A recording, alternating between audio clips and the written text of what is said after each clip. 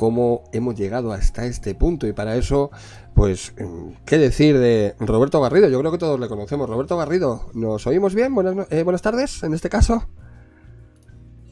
¿Qué tal? Muy ¿Qué, buenas tardes, Marco. ¿Qué tal estás? Encantado de Voy a estar quitar la aquí. música para que Todo se un placer. escuche perfectamente. Oye, agradecerte lo primero, Roberto, que tu tiempo para estar aquí con nosotros es en estas séptimas ya jornadas y vamos a intentar despejar un poquito la mente, ¿no? Escuchándote y entender, como estábamos comentando, cómo hemos llegado hasta aquí, ¿no? Así que yo voy a soltar el micro, voy a estar aquí a tu lado, cualquier reflexión que no descarto que te interrumpa alguna vez, voy a intentar no hacerlo, pero seguramente te interrumpa alguna vez y voy a estar aquí a tu lado y te presento aquí a la gente del canal, que ya la conoces a muchos de ellos. Roberto Garrido con todos vosotros, todo tuyo. Roberto.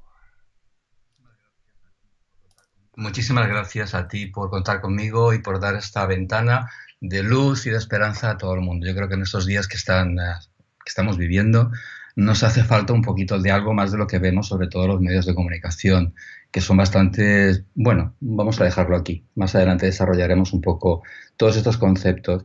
Pero a mí me gustaría dar un poquito de luz y aportar qué es lo que está ocurriendo, cómo hemos llegado hasta el punto donde estamos llegando. La situación que estamos viviendo es una situación que no es una situación común, no es normal.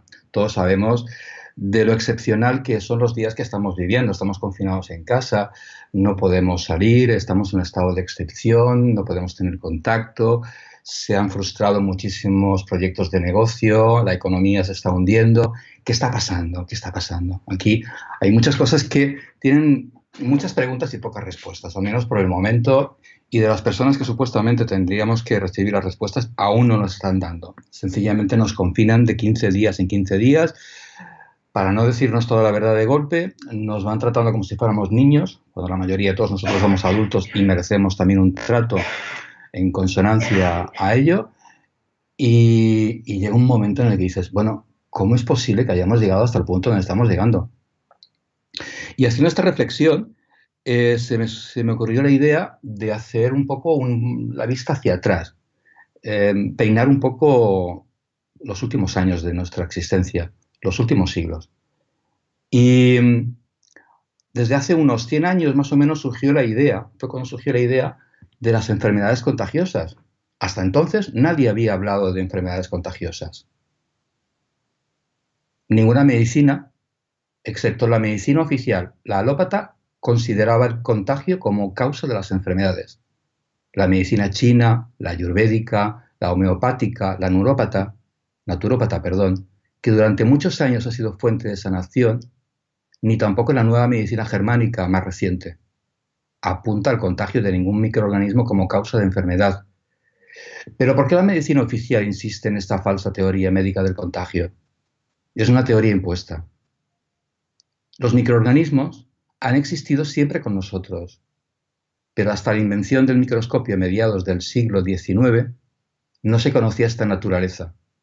Y al principio existían dos corrientes médicas antagónicas, las que decían que estos microorganismos eran invasores y agresivos, aunque siempre habían estado allí, y el resto, la amplia mayoría de científicos, pensaban solo que siempre habían estado allí y cumplían una función biológica desconocida.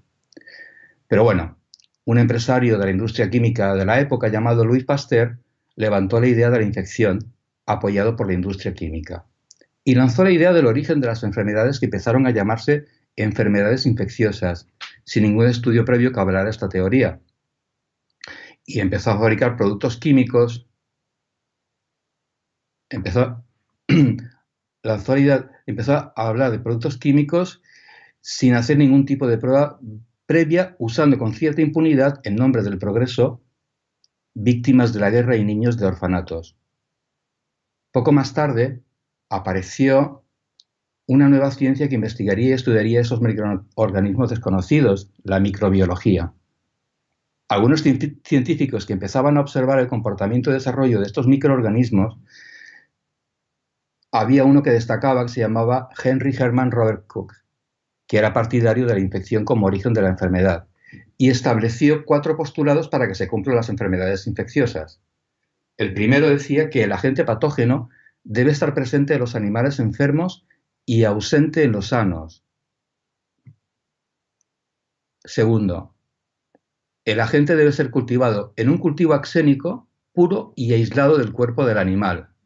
Tercero, el agente aislado en un cultivo axénico debe provocar la enfermedad en un animal susceptible de al ser inoculado.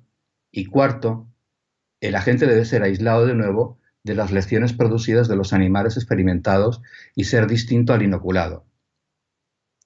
Pero bueno, todas las enfermedades infecciosas, cólera, difteria, tuberculosis, fueron descritas por médicos y microbiólogos que utilizaban los microscopios poco potentes a principios del siglo, y más tarde, cuando la tecnología evolucionó, los microscopios aumentaron sus capacidades y estos investigadores descubrieron, por sorpresa, que estos agentes estaban presentes en todas las personas. Entonces esto contradice el primer postulado de Robert Koch. Todo en la naturaleza está compuesto por innumerables cepas de microorganismos conviviendo en equilibrio. Las cobayas para efectuar los experimentos confinados en jaulas privadas de su libertad, fuera de su medio ambiente natural, que son inoculadas a diarios por seres gigantes mucho más grandes que ellas, generan una cierta naturaleza al experimentar unos eventos desnaturalizados. Algunos médicos que creían en algunas funciones de estos microorganismos ejercían con el cuerpo una labor en sincronía. Pero esta idea se fue desechando en la época de los años 50 y 60. El poder del dinero presionó para que esta idea quedara descartada y definitivamente fuera de los médicos. Los médicos que no creían en las vacunas fueron criminalizados. El mismo poder del dinero fue cambiando la docencia desde la Segunda Guerra Mundial, que era financiada por la industria farmacológica.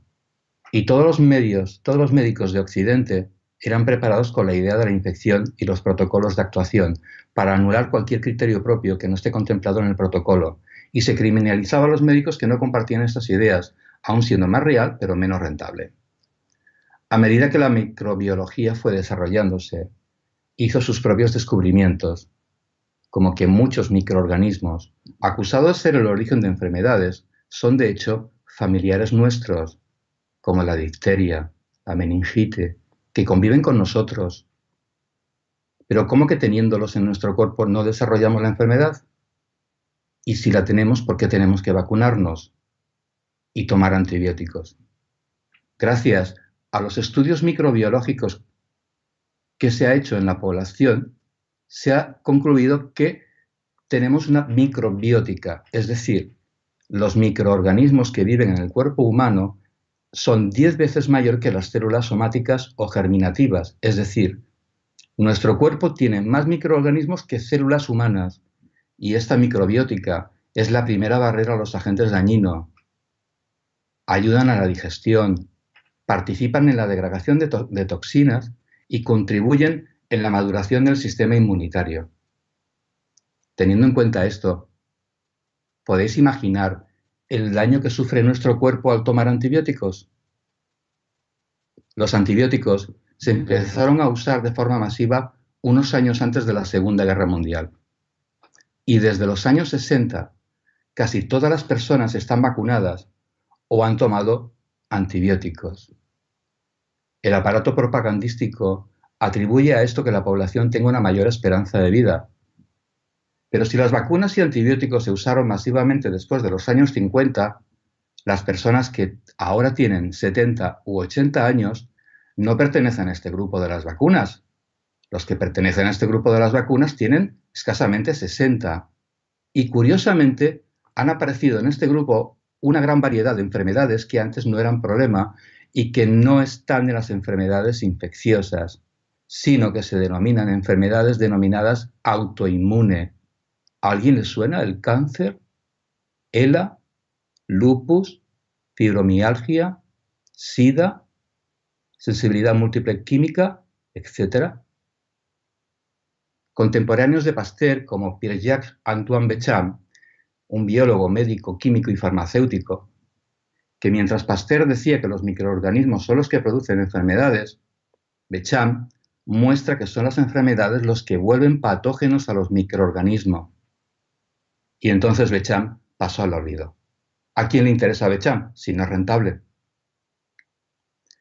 Años más tarde, Otro médico pone en el punto de mira la teoría de Becham, el doctor Reichhammer, y sus descubrimientos demuestran cómo la cuarta ley biológica, el rol beneficioso de los microbios en los distintos procesos ayudando a eliminar tumores o en la formación de nuevos tejidos y desmontando la teoría del contagio, que se cae porque no tiene ningún sustento científico. Nacemos perfectamente adaptados para vivir. El 7 de marzo de 1990, en Minnesota, nacieron dos gemelas siamesas llamadas Abigail y Brittany Hensel, con una anomalía llamada policefalia. Se pensó en principio que no superaría el primer año de vida, pero fueron creciendo, compartiendo órganos, sistemas y extremidades.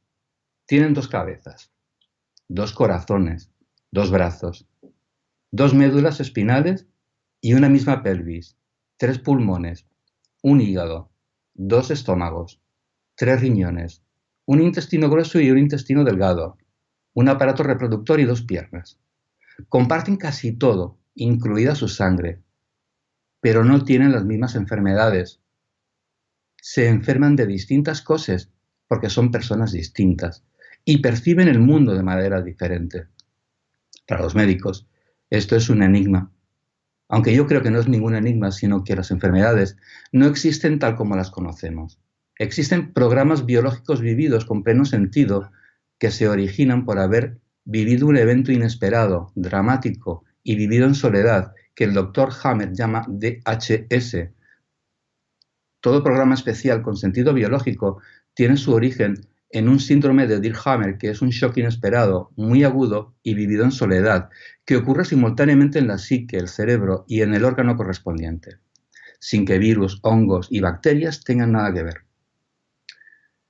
Esas semanas demostraron por sí solas la teoría del contagio instaurado por la industria farmacológica con Pasteur a la cabeza hace ya poco más de un siglo. Otto Warburg, premio Nobel de la Medicina en 1931, decía que donde existe oxígeno y alcalinidad no puede existir enfermedad. Pero en siglos pasados se produjeron grandes pandemias de cóleras, tifus, peste. ¿Cómo es que se produjeron? Para entender este hecho nos tenemos que trasladar en el tiempo y comprender las coincidencias que todas estas pandemias mantienen entre sí. Partimos de una base que demuestra que el universo todo es movimiento. Nada permanece estático, ni tan siquiera la órbita terrestre alrededor del Sol, cambiando su forma de elíptica circular en un ciclo de cada 100.000 años, y el eje del planeta cada 40.000 años. Estas variables afectan con relación a la influencia del Sol y las temperaturas de la Tierra. Hace 10.000 años se terminó la última glaciación que provocó un importante incremento en las masas de hielo y en el descenso de más de 100 metros en los mares. Posteriormente se produjeron temperaturas más cálidas, normalizando cultivos y caza que proporcionaron la base de la vida a nuestras primeras civilizaciones. Pero la primavera del año 536 después de Cristo, el sol se oscureció, las temperaturas cayeron en picado y ese verano en la China nevó. En toda Europa se perdieron las cosechas y una gran erupción del volcán Ilopango, situado en El Salvador, abrió una caldera de unos 17 kilómetros de diámetro, arrojando miles de toneladas de ceniza y dióxido de sulfuro a la atmósfera, alcanzando la estratosfera. En el suelo se crearon barrancos y colinas de más de 400 metros de altura por la precipitación de las cenizas. El planeta en poco tiempo quedó envuelto en una nube de polvo que no dejaba pasar los rayos del sol. Como resultado, el planeta se fue enfriando, cortando el ciclo de lluvias, la vegetación, las cosechas, dando lugar a una hambruna generalizada. Esta época se le llamó la pequeña edad de hielo de la Edad Media. Apareció la peste bubónica, que se extendió cobrándose millones de víctimas. El cielo estuvo más de 18 meses cubierto. En la segunda mitad del siglo XIII, Europa se vuelve a enfriar de manera significativa. Otra vez, una serie de erupciones volcánicas en distintas partes del mundo, la mayoría del cinturón de fuego del Pacífico. En el 1257, el volcán Samalas de Indonesia, el monte Etna de Sicilia, el volcán Laki de Islandia, el Kuwait, arrojaron cenizas y dióxido de sulfuro que afectó al planeta durante casi 500 años. El clima fue variable, afectando en todos modos de vida y cultivo. Miles de personas murieron por inanición, inundaciones, frío y otras calamidades. Seguidamente, dio paso a epidemias. Miles de personas murieron de la peste. Esta desesperación desató un gran descontento en la población que buscaba culpables en fuerzas demoníacas y se desató la caza de bruja, centrándose en personas al margen de la sociedad, ancianos y mujeres. El diablo era de clase baja. Alrededor de 60.000 personas fueron quemadas. Más tarde, una crisis política se reflejó en toda Europa. Las cosechas se perdían repetidamente. La agitación se extendió, dando comienzo a la Guerra de los 30 años. La mayor parte de Europa estuvo involucrada en esta guerra.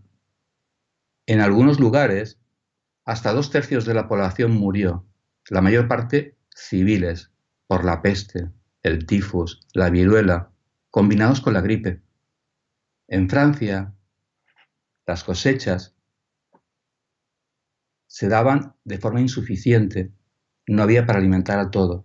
El precio del pan se disparó y de otros elementos básicos.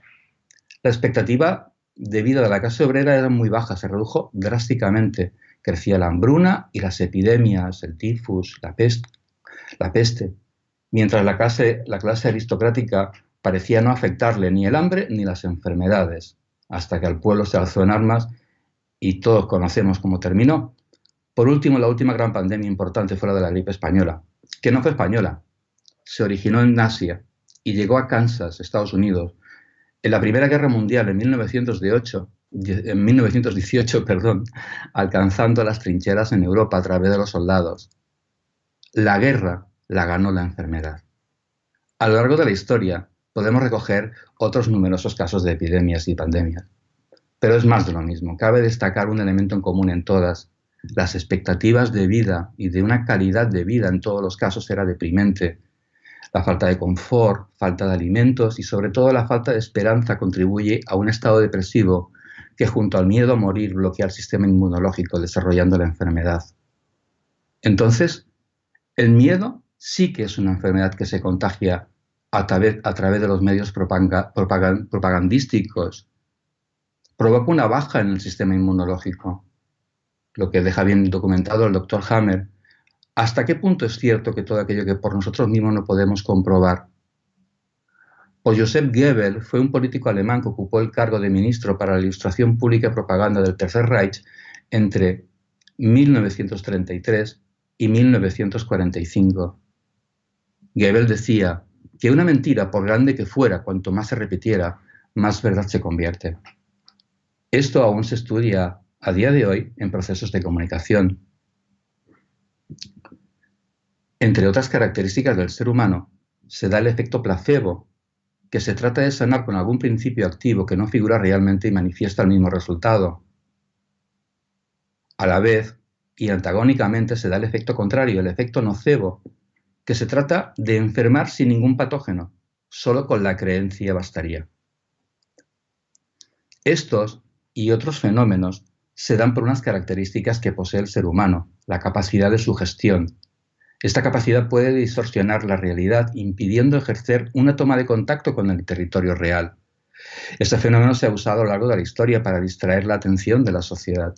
La falta de sol, la falta de ejercicio y la sobrealimentación, la desesperación entre un futuro incierto, la sobreinformación, el acento en la muerte y el contagio, la desnaturalización en nuestras relaciones, que nos están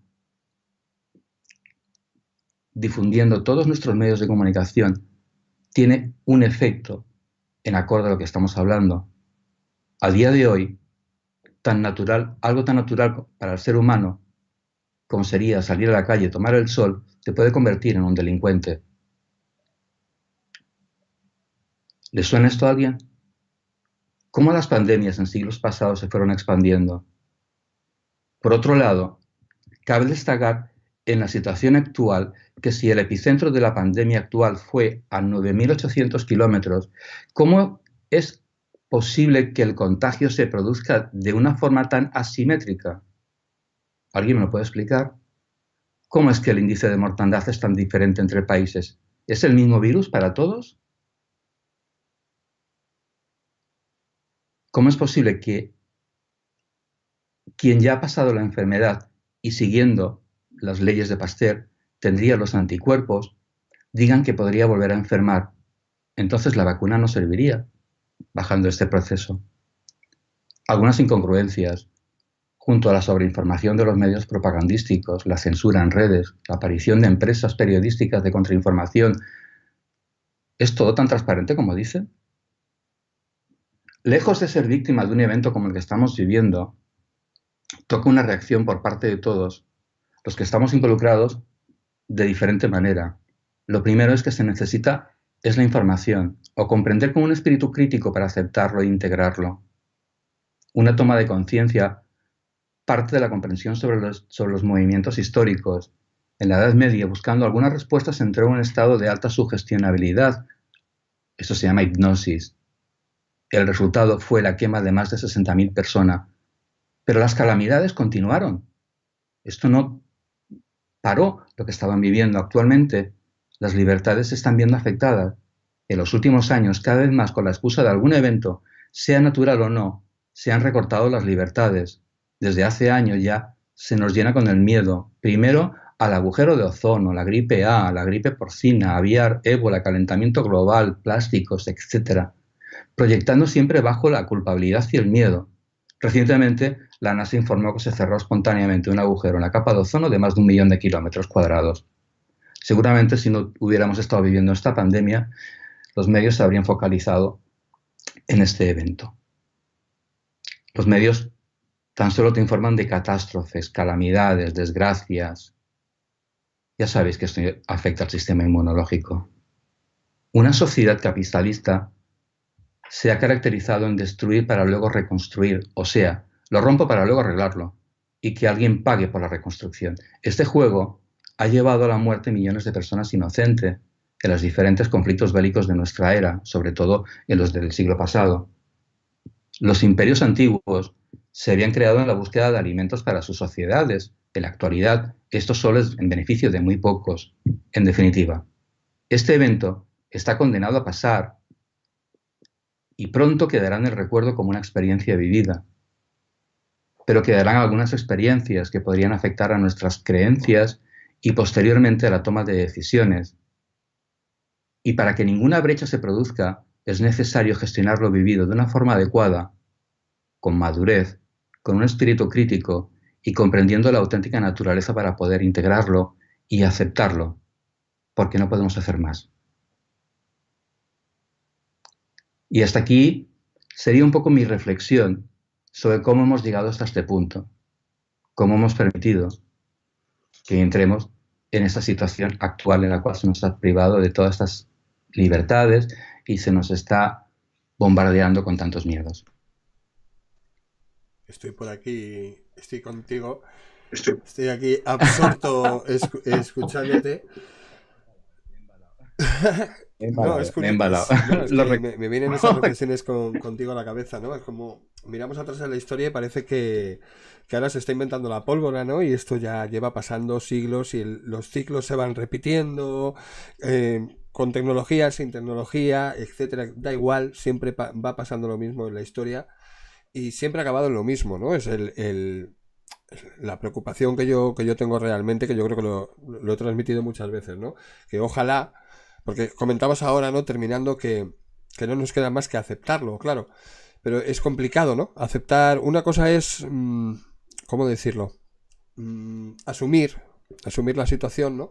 Pero aceptarla sabiendo ya, conociendo cómo, pues, un buen repaso que has hecho, ¿no? Como los medios de comunicación, etcétera, etcétera. Esto cada día la gente es más consciente. Yo estoy casi convencido que esa famosa masa crítica de la que siempre se habla, muchos directos aquí en nuestra TV lo hemos comentado, incluso me dijeron, creo que fue Fran Mateos, me dijo que, le pregunté qué número sería para alcanzar la masa crítica, y bueno, aquí más o menos que el 33%, ¿no? Un tercio de la población podría hacer una masa crítica. Sinceramente creo que en estos momentos, dadas las circunstancias que la gente ha tenido que huir de las televisiones, pero como los programas de televisión se han trasladado, muchos de ellos a las redes, a YouTube concretamente, pues claro, mucha gente que solo veía televisión está ahora en YouTube y está accediendo a un montón de información que aquí ha estado siempre, pero que pues a lo mejor no te encajaban las piezas, ¿no? Y bueno, pues quiero pensar, a lo que voy, que esa masa crítica consciente, aunque no al 100% a lo mejor, pero lo suficiente como para poder afrontar esto y aceptar esto, como has comentado, o asumirlo, simplemente porque también es mucha culpa nuestra, ¿no? Tenemos que asumir nuestros errores, ¿no? El por qué hemos llegado hasta aquí, pues, en mi opinión, porque lo hemos consentido. Porque ¿cómo es posible que después de toda la información que se tiene, pues la gente siga dormida, ¿no? Bueno, mientras a mí no me pase nada, es que yo, esa frase que hemos oído tantas veces, ¿no? Es que yo demasiado tengo con dar de comer a mis hijos, con pagar las facturas, etcétera, etcétera, ¿no? Que esa respuesta te la habrás encontrado muchas veces, ¿no? Sin embargo, ahora eso ya no vale, ¿no? Porque estamos todos más o menos en la misma situación. Algunos económicamente estarán mejor o peor, pero quitando eso, nos está uniendo todo, ¿no? Todo lo demás nos está uniendo y se están cayendo muchas vendas de los ojos, ¿no? Decir, hostia, es que yo confiaba pues no sé, en su programa de televisión, en su periodista, en lo que sea, ¿no? Y ahora, pues eso, a lo que voy y cierro con esto, ¿no? Que quiero pensar que hay mucha gente consciente ya, suficiente, como para poder afrontar esto de otra manera, pero claro, visto lo visto, es que, ¿qué hacemos? Porque me niego a aceptarlo, ¿no? Sí lo asumo, pero me niego a aceptar las jugadas que estamos viendo hacer, ¿no? Y además por adelantado, porque, y con esto sí que me callo, me atrevo a decir, y ojalá me equivoque, como digo siempre, toco madera por Dios, pero me atrevo a decir que esto no es más que el comienzo. Que yo que sé, llámalo rebrote, llámalo otro virus, lo que sea, pero que esto lo van a mantener mucho en el tiempo. Para, no lo sé qué, bueno, los objetivos más o menos los conocemos, ¿no? Pero me da que esto no ha hecho más que empezar. Entonces, ¿lo aceptamos o lo asumimos y actuamos? Verás, yo pienso que cuando me hablo de aceptarlo no me refiero a que de una forma sumisa tengamos que acabar acatando lo que nos están imponiendo. Esta reflexión que yo acabo de hacer ahora es una reflexión que me remonto a unos cuantos siglos atrás y se puede entender un poco el comportamiento de las masas que han existido y coincidimos. La tecnología ha cambiado, pero sin embargo la esencia del ser humano creo que no ha cambiado tanto. Sigue siendo más o menos la misma. Tenemos que convivir con lo que nos ha tocado vivir. Ante eso, pocas cosas tenemos que hacer. Poco podemos hacer, ¿no? A mí me hace gracia cuando nos dicen, es que estamos utilizando muchísimos plásticos. Bueno, perdone usted, a mí deme la opción de comprar a granel, como cuando yo recuerdo que llegué a España, cuando era un niño, y me enviaban a comprar garbanzos con un cucurucho de papel de aquella época, que yo era fantástico, me encantaría volver, ¿no? Para mí es un recuerdo fabuloso. Eso ha desaparecido por completo, ¿no? Todo lo que es el marco económico, social, se ha transformado. Las grandes tareas de venta han generado sus propias leyes y dentro de sus propias leyes está el plástico, están los congelados, están toda una serie de productos y no te dan opción para escogerla. Con lo cual dices, bueno, ¿y yo qué puedo hacer delante de todo esto? En algunos programas de televisión que yo he realizado, recuerdo uno que hicimos como algunas familias en distintas poblaciones de aquí de Cataluña iban con sus carmañolas, ¿cómo se dice en castellano? Con con unos recipientes de plástico, iban a la pescadería, compraban el pescado, se lo ponían en aquel recipiente y lo reutilizaban continuamente, ¿no? Con lo cual ellos no generaban más plástico que el que tenían ya en casa. Es una buena idea, pero esto lo podían hacer gente que eran unas personas jubiladas, que se podían permitir otro estilo de vida, que la mayoría no se lo puede permitir. La mayoría, pues, no trabaja, pues la pareja tiene que comprar cuando puede, los supermercados han estirado las horas hasta las 9 de la noche porque se adaptan a este formato de trabajo, etcétera, etcétera. En cierto modo, todo lo que es el sistema capitalista, el sistema económico sobre el que estamos viviendo, nos está esculpiendo, nos dirige en una dirección. Podemos hacer más o podemos hacer menos. Lo importante es que tomemos conciencia. Lo importante es que no lo demos por válido. Porque en el momento que tomamos conciencia, como un granito de arena es capaz de hacer un desierto, o una playa, o una gota de agua es capaz de generar océanos, un granito de arena, cada uno de nosotros, podemos transformar toda la sociedad en la que estamos viviendo. No se trata de hacer un ejercicio de fuerza, de enfrentamiento, porque no llegaríamos a ningún lugar. Simplemente es cambiar paulatinamente, entrar en conciencia, aceptar de que esto está ocurriendo aquí y manifestarte a ti mismo si estás o no estás de acuerdo con lo que estás viviendo y si lo quieres transformar y cómo lo puedes transformar. Seguramente cuando tú entras en un estado en el que deseas transformar lo que estás viviendo, cuando no eres conforme con la vida que estás teniendo, tu vibración natural va a hacer que conectes con otras personas que también están en esa misma sintonía. Y progresivamente eso se va extendiendo, como tú decías antes, como la masa crítica. Pero por encima de todo, creo que lo importante es que seamos conscientes, porque lo que les pasa a mucha gente que es que están viviendo en su zona de confort. Estas crisis tienen una cosa muy, muy positiva, es que a todos nos está zarandeando, nos está obligando a salir de nuestra zona de confort, a replantearnos nuestra vida tal y como la conocíamos hasta ahora. A partir de ahora, nada será igual. Como decía en mi exposición, se están originando unas brechas. Nuestra vida va a ser distinta. Lo importante de todo es que estas brechas no se nos queden como heridas, sino que sean brechas que desde la conciencia sepamos gestionarla, sepamos vivirla y sepamos procesarla. Porque a partir de aquí no adquiriremos creencias que nos pueden, que nos pueden hacer tomar decisiones equivocadas, que es lo que le ocurre a la mayoría de personas, ¿no? Las creencias es algo que permanece en nosotros, que está ingente, forma parte de nuestra naturaleza y tienen una presencia muy importante en el momento que tomamos Oye, una sí, decisión. sí, perdón, sigue, sigue. Si nosotros...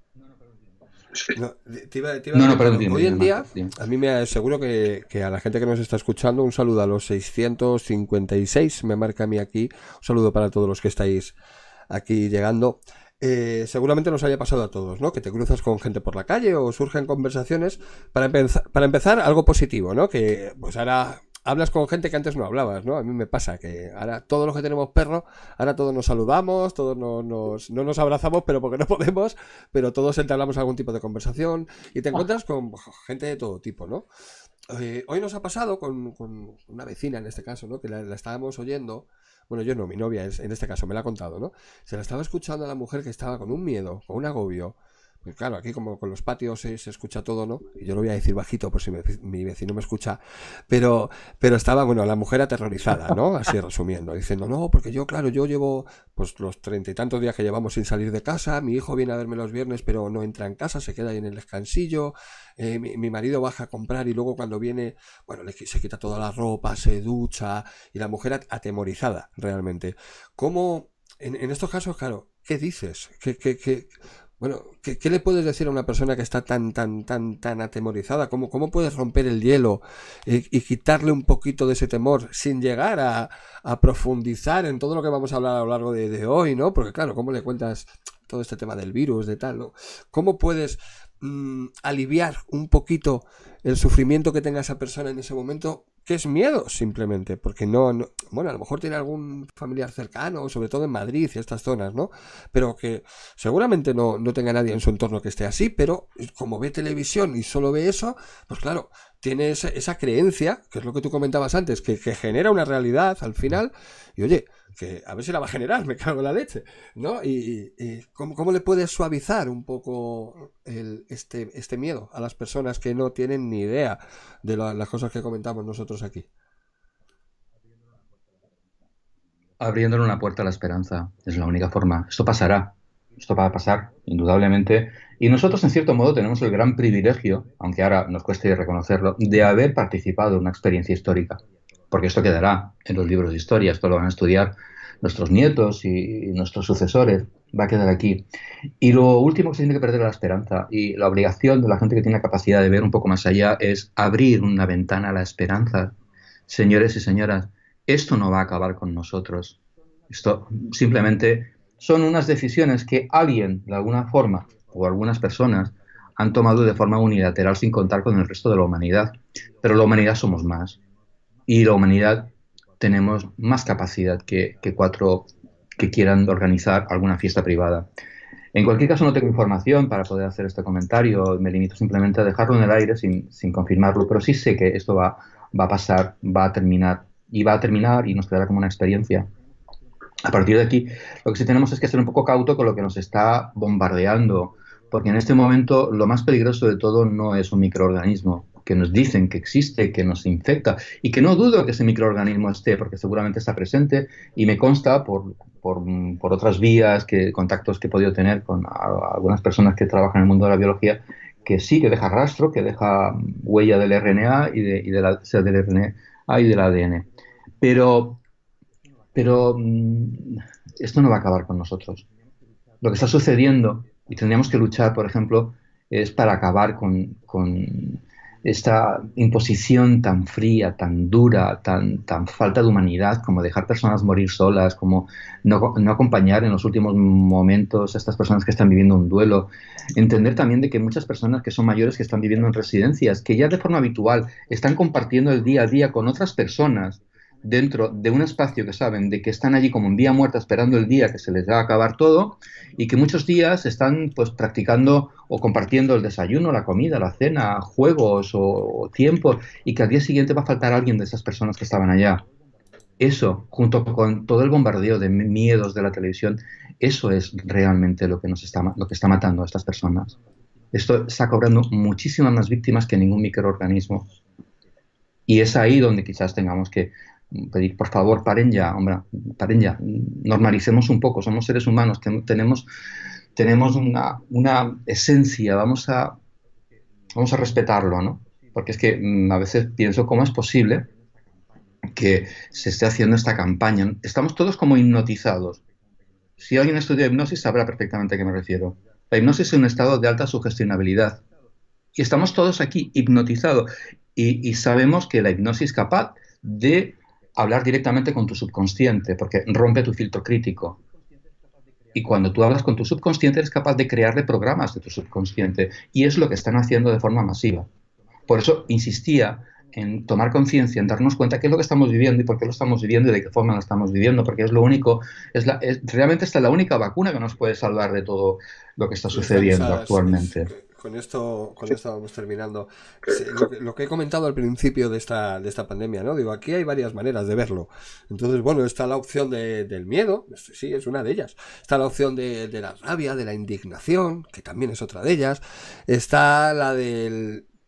Como estábamos comentando, no acatarlo, ¿no? Como bien has especificado, sino asumir lo que estamos viviendo, ¿no? Poner los pies en la tierra, decir, a ver, un momento, ¿qué está pasando? Vamos a salir de la caja y vamos a ver esas variables, o sea, que no nos centremos en lo que focalizan los medios de comunicación, ¿no? Que al fin y al cabo va a esas dos vías, al miedo y a la rabia. Luego habrá muchas más, ¿no? Pero también están pasando otras cosas que nos van a enseñar muchísimo, ¿no? Que es lo que tú comentabas, ¿no? Y luego cuando salgamos de esta, evidentemente, vamos a ser diferentes en todos los sentidos, ¿no? Quiero pensar también que vamos a ser diferentes a mejor, a estar más despiertos, se suele utilizar esta palabra, ¿no? Para que no nos la vuelvan a colar, ¿no? Simplemente. Pero sobre todo quitarse el miedo es lo más importante. Y para eso, pues, es mi opinión, ¿eh? Salir de la caja y decir, a ver, un momento, ¿qué está pasando aquí? Y ojo, que no es solamente lo que nos cuentan estos, y vamos a escuchar también a otras personas que están diciendo, bueno, y informarnos simplemente y quitarnos ese miedo. La información también, ¿no? Te quita mucho miedo, ¿no? El saber realmente lo que está pasando, porque forma parte del juego, ¿no? La incertidumbre, yo creo que se resume en eso, ¿no? Lo que está viviendo ahora mismo, yo me incluyo, ¿eh?